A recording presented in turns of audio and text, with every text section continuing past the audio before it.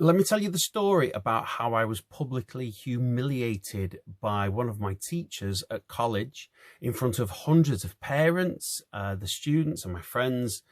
And that horrendous experience was followed by another. And yet today we have the most awesome music school. A wonderful course which is recognised all over the world by the London College of Music. I write music for TV and film, and I am now doing my absolute dream job, which is writing music for our own cartoon series. And we did all this despite those dreadful experiences, not because of, despite. When I was at college, I was very much rock and pop orientated. Although I was classically trained, my brain was all based on bands, playing in bands. I was a lot more rock star than I was anything from a classical tradition. And yet the other students in my class were very much of the classical mould. And so too was the teacher. So everything just got presented one way, which I didn't understand. Looking back, it's actually fairly straightforward and simple stuff, and I can see now why I didn't understand it, but such simple tweaks to what was being shown to me would have resulted in me understanding it, and then I'd have made much faster progress. But that wasn't the case. I had my own learning style. The teacher didn't bother to fathom any of that out. And at a live event, when I just got completely stuck in the middle of that event, the teacher stopped the performance, named me, pointed at me, and said to hundreds of parents and all the other students, "David is miming." It's quite tough, really. I carried that experience with me for years. I felt like a fraud. I felt like an absolute fraud. I felt like everybody else was doing music properly and I was just playing at it.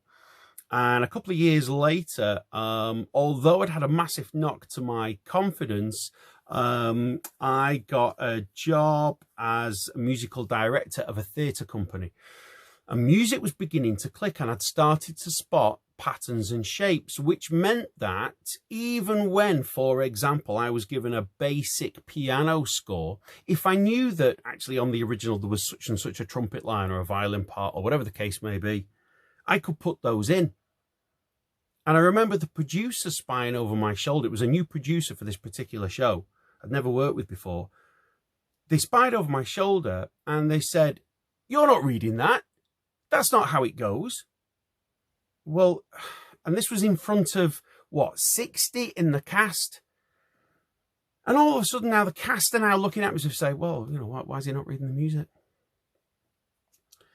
I stood up for myself, but the point was that I was now applying my skills. I had value. There was something that I could do. I basically thought, well, stuff you. Do you know what? I'm going to do this. Turns out I saved the show because the band broke down on the M62 on the way to the theatre on the last night. And because I practiced all the other parts, I was able to play the whole show, which was nice. But over the years, these different experiences in how people learn things. Now, I've been teaching now since I was 19, so 372 years or something. I've been teaching for a long time.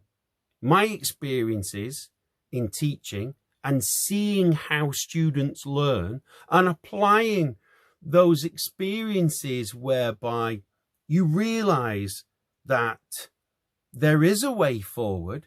If a student doesn't understand something, it's not their fault. The teacher just needs to adapt the way that it is being presented. Anybody can learn anything. These are all learnable skills. It's not magic. Music's a wonderful thing. Anybody can learn it. I guess this message is to parents and students of all ages.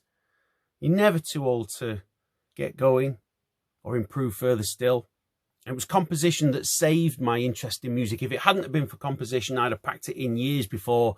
I was fed up with doing exams and the formal side of things, I guess, at the age of about 13. And my mum and dad didn't let me pack it in.